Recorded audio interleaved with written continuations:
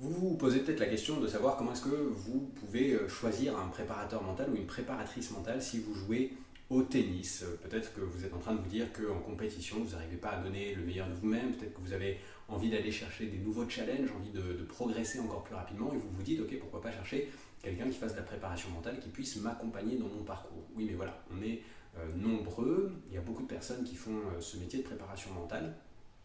Comment est-ce qu'on choisit? Eh bien, je vous propose 3 pistes dans cette vidéo. Je suis Antoine Menet, je suis préparateur mental, j'accompagne des sportifs, des équipes de toutes les disciplines dans la performance vers la compétition. Sur cette chaîne YouTube, vous retrouvez tous mes conseils pour vous accompagner dans la performance, mais aussi tout simplement dans le plaisir de votre pratique. Alors, 3 réflexions à avoir à mon sens lorsque vous choisissez une préparatrice mentale, un préparateur mental. Je vais essayer d'être le plus objectif possible, ce qui n'est pas forcément évident. Évidemment, je serais ravi qu'on en discute ensemble et que mon approche vous intéresse, mais si je prends un peu de recul et que j'ai à réfléchir un petit peu, voilà 3 conseils que je donnerais à quelqu'un qui cherche un professionnel de la préparation mentale, une professionnelle de la préparation mentale. La première chose, c'est d'aller regarder au niveau des références. Alors c'est un peu difficile de le balancer comme ça parce que c'est difficile pour les nouveaux et les nouvelles préparatrices mentales, nouveaux préparateurs mentaux qui ont forcément pas les références, mais aujourd'hui il est possible d'acquérir assez rapidement tout de même ces références. Donc je pense qu'à partir du moment où vous cherchez quelqu'un qui fait de la préparation mentale, c'est important d'aller chercher ces références, de voir si effectivement il a amené, ou il ou elle, cette personne a amené des athlètes, des sportifs, des sportives ou des équipes à performer, à réussir, si effectivement la personne que vous allez rencontrer est capable de vous raconter, bah oui, effectivement, je travaille avec telle ou telle personne, alors connue ou pas, mais en tout cas, on arrive à faire un travail qui lui permet de performer en compétition, ou en tout cas d'aller chercher les résultats que vous cherchez. Alors, ce n'est pas toujours des personnes qui auront de l'expérience dans votre discipline. Après, c'est à vous de décider si oui ou non vous cherchez quelqu'un qui est spécialiste de votre discipline ou pas. Les deux existent. Moi, pour ma part, je suis généraliste, on va dire, c'est-à-dire que je ne suis pas spécialiste du tennis, mais j'accompagne des gens qui font vraiment énormément de sport. Et c'est quelque chose que je souhaite conserver dans ma carrière parce que ça me permet de voir des approches et des sensibilités différentes et donc d'aller chercher des outils que je trouve assez intéressants à droite et à gauche. Bon, voilà pour la petite parenthèse. Mais donc la première chose, c'est tout de même d'aller voir les références. Est-ce que cette personne vraiment a accompagné sur le plan mental des gens? Est-ce qu'elle a permis de faire la différence? Est-ce qu'elle a permis à des personnes de faire la différence en compétition? La deuxième chose, c'est de vous intéresser à la technique. Vous intéresser à la technique que propose, la technique dont la personne que vous allez rencontrer est héritière. Il y a la préparation mentale, c'est très très vaste, il y a énormément de techniques, on retrouve la méditation, on retrouve la sophrologie, on retrouve la psychologie, je dirais, universitaire, des gens qui sont diplômés de psychologie universitaire, on va retrouver des personnes qui sont plutôt héritières de leur expérience de terrain, donc des gens qui ont pratiqué le tennis et qui vont se spécialiser dans la partie mentale de ce sport en partant de leur expérience. On va retrouver des outils aussi comme l'hypnose. Je termine par celui-là parce que pour le coup c'est le mien, mais c'est un de mes outils principaux.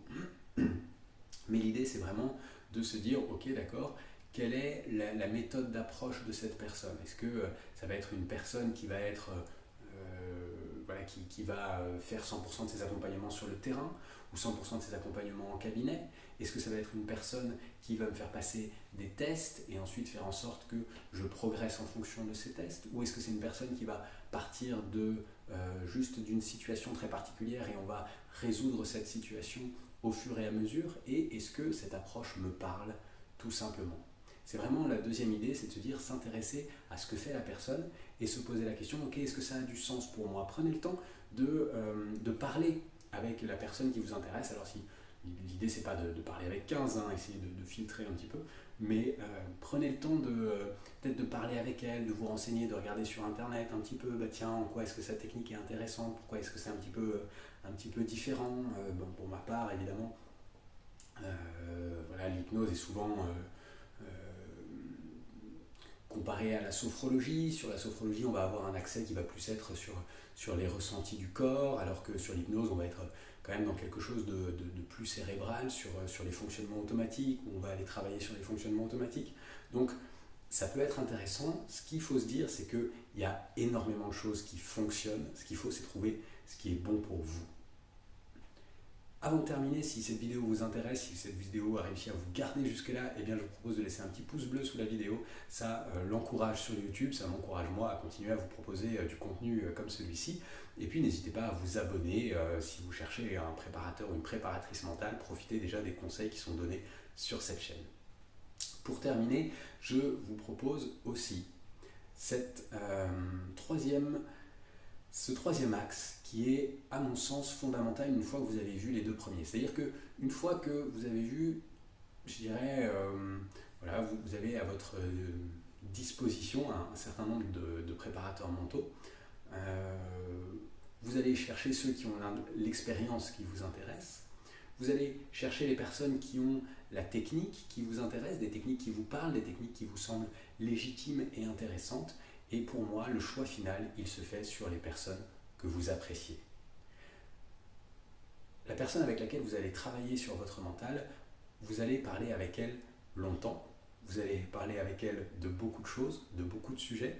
Et pour être efficace, il faudra aller chercher parfois des sujets en profondeur. Ça ne veut pas dire que c'est forcément une thérapie, mais ça veut dire qu'il va falloir qu'on se raconte les choses vraiment telles qu'elles le sont, qu'on accepte de se dire les choses dans un sens comme dans un autre. Et donc, quelque part, il faut qu'il y ait un feeling qui passe, il faut qu'il y ait une énergie qui passe, il faut que ça vous corresponde. Vous voyez, si vous avez besoin de quelqu'un qui hurle très fort sur le bord du terrain, allez, vas-y, tu peux y arriver. Bon, ça sert à rien de m'appeler parce que clairement, vous le voyez bien, c'est pas mon style.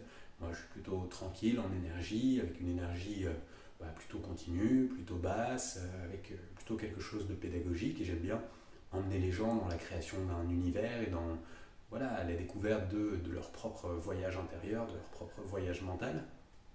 C'est plutôt ça mon style. Donc, l'idée, c'est de regarder un petit peu, alors ça peut se faire à travers les réseaux sociaux, vous pouvez aller regarder ce que la personne publie sur ses réseaux sociaux. Bon, moi je fais des vidéos, donc forcément ça permet de voir mon style, mais d'autres personnes mettent un peu des photos d'elles, d'autres personnes mettent un peu et on capte un petit peu quelles sont les valeurs, quel est le style de la personne, est-ce que ça vous correspond ou pas, est-ce que vous avez envie de travailler avec cette personne, est-ce que vous vous dites, ok, avec cette personne-là, je pense que je peux me laisser embarquer dans une aventure qui m'ouvre à ma propre performance.